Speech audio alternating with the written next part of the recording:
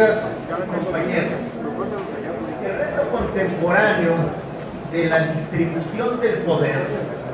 no solo es horizontal, es decir, entre ejecutivo, legislativo y judicial, sino también es para determinar con claridad meridiana la competencia entre la federación, las entidades federativas y el gobierno local, tradicionalmente el municipio. Por supuesto que nos inscribimos quienes militamos en el PRI en la corriente de descentralización política que quiere robustecer el gobierno doméstico, el más cercano a la comunidad, donde todos los días no solo se discuten los retos del momento, sino se delibera y se decide. Pero en el caso que nos ocupa, la distribución competencial en la Ciudad de México entre la jefatura de gobierno y las alcaldías vale la pena hacer algunas precisiones. El Acta de Reformas de 1847, después de intentos fallidos en el 36 y en el 43, por intentar o por impulsar proyectos de muy corta vigencia de corte centralista, enmienda, o mejor dicho, colma lagunas constitucionales de la Constitución del 24,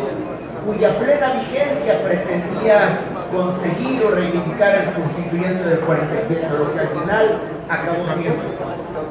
Y las facultades residuales partieron de la base, es decir, el actual 124 que se reprodujo en el 57 y en el 17, partieron de la base que el ámbito de gobierno que construye el Pacto Federal son justamente los estados, de suerte que una vez otorgadas de manera expresa las facultades a la federación, el ámbito que detentaba originalmente las facultades, es decir, los estados, eran quienes ante la indefinición jurídica tomaban para sí lo no prescrito o no asignado a ningún otro. No es este el caso de las alcaldías y de la Ciudad de México. Yo me felicito de ser parte de un constituyente que avanza sensiblemente en el proceso de descentralización y, como bien se dijo ayer, deja que las antiguas delegaciones cuyas facultades eran originalmente del gobierno de la ciudad y se las delegaba, es decir, se las daba casi como concesión graciosa, hoy las toma porque son originalmente suyas, es decir, reivindicar y recuperar lo que es originalmente de ese ente político. Pero lo digo así porque no son las alcaldías en una especie de pacto totalmente local quienes crean el gobierno de la ciudad. Bien dice el texto del 122 en diversas partes y algunas normas que hemos aprobado aquí, que son obviamente la ciudad y sus alcaldías, sin que ello sugiera dependencia jerárquica, pero sí estableciendo, y en esa corriente nos inscribimos, estando de acuerdo con la reivindicación de lo local, en que lo que debe primar son facultades expresas para los ámbitos de gobierno, eventualmente las concurrentes, la colaboración, pero no las residuales, que en todo caso resta certeza jurídica al pacto político-jurídico entre la autoridad y los ciudadanos.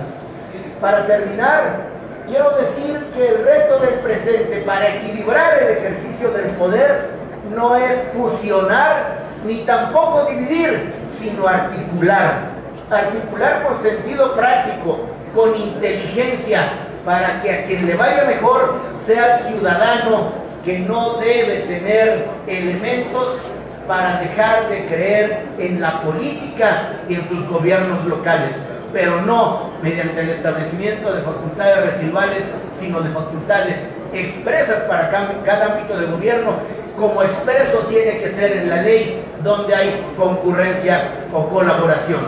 Por eso insistimos